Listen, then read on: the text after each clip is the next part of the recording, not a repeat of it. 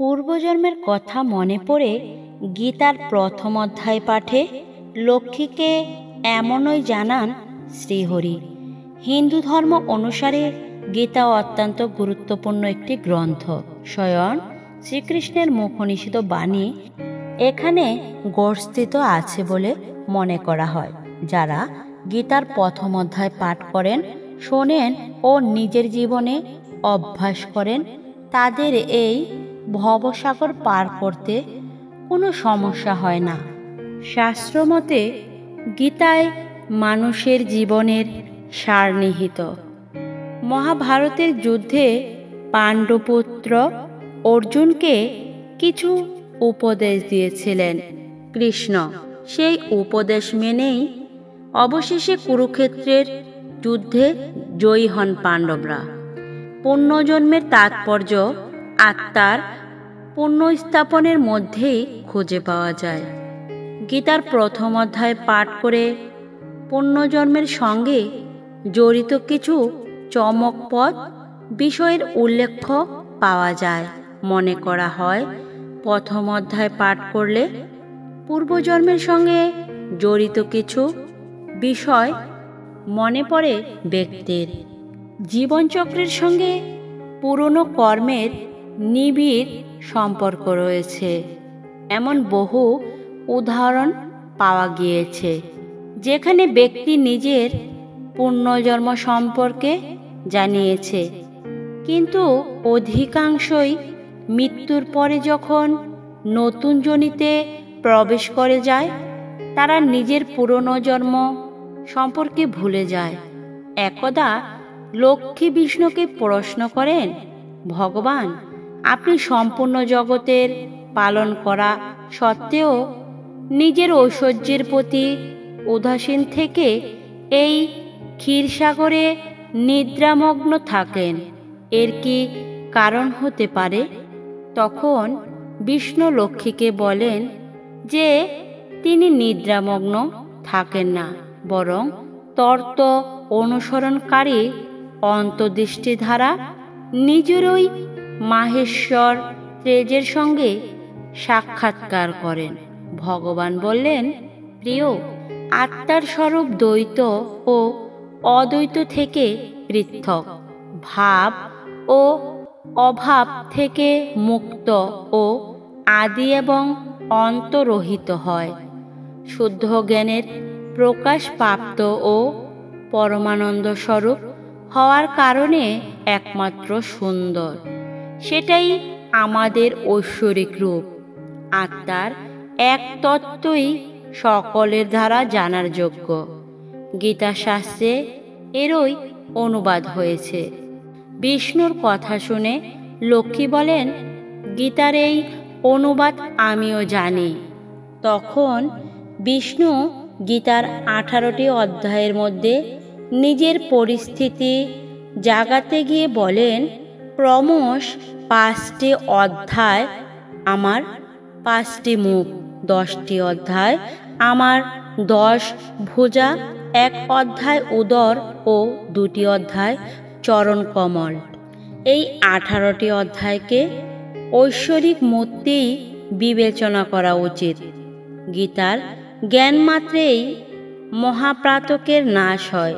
যে বা যারা গীতা 1 বা অর্ধেক অধ্যায় অথবা 1 অর্ধেক বা চতুর্থাংশ শ্লোকের প্রতিদিন অভ্যাস করে, সে সুষমার মতো মুক্ত হয়ে যায়। তখন লক্ষ্মী সুষমার জীবনের কাহিনী জানতে চান।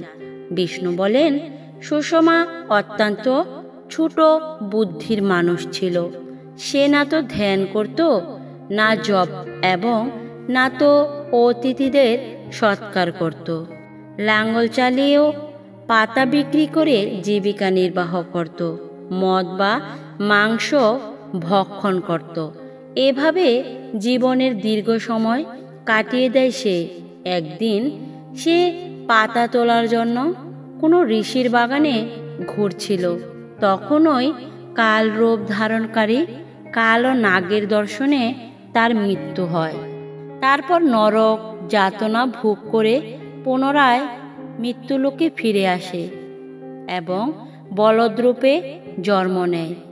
তখন এক পঙ্গু ব্যক্তি তাকে কিনে নেয়। বলদ নিজের পিঠে পঙ্গুর ওজন বহন করতে করতে কষ্টে 7-8 বছর কাটিয়ে দেয়। একবার ওই পঙ্গু কোনো উঁচু স্থানে অনেকক্ষণ পর্যন্ত তীব্র গতিতে বলদকে ঘোরায়। এর ফলে বলদ ক্লান্ত হয়ে তীব্র গতিতে পৃথিবীর উপর পড়ে এবং মূর্ছিত হয়ে মরে যায়। সে সময় সেখানে অনেকে একত্রিত হয়ে যায়। একত্রিত লোকজনের মধ্যেই একজন বলদের কল্যাণ করার জন্য নিজের পুত্র দান করেন। সেই ভিড়ে এক পতিতাও ছিল। নিজের পুত্র সম্পর্কে তার কোনো জ্ঞান ছিল না। তা সত্ত্বেও সকলের দেখা দেখি এই বলদের জন্য কিছু ত্যাগ করে। যমরাজের দ্রুত সেই মৃত্যু প্রাণীকে প্রথমে যমপুরী নিয়ে যায়। সেই পতিতার দেওয়া পুণ্য সে পূর্ণবান হয়ে যায়। তখন তাকে ছেড়ে দেওয়া হয়। ভ্রূলোকে এসে উত্তম কুলশীল ব্রাহ্মণের ঘরে জন্মগ্রহণ করে। সে সময়ও সে পুণ্যজন্মের কথা মনে রেখেছিল। বহুদিন পর জিজ্ঞাসু হয়ে সে ওই পতিতার কাছে যায় এবং তার দানের কথা জানিয়ে জিজ্ঞাসা করে, তুমি কোন পুণ্য দান করেছিলে? পতিতা জানায়, ওই খাঁচায় বন্দি টিয়া প্রতিদিন কিছু পড়ত। তা শুনেই আমার অন্তমন পবিত্র হয়ে যায়। তার ওই পুণ্য আমি তোমার জন্য দান করেছিলাম। এরপর দুজনেই টিয়াকে জিজ্ঞাসা করে।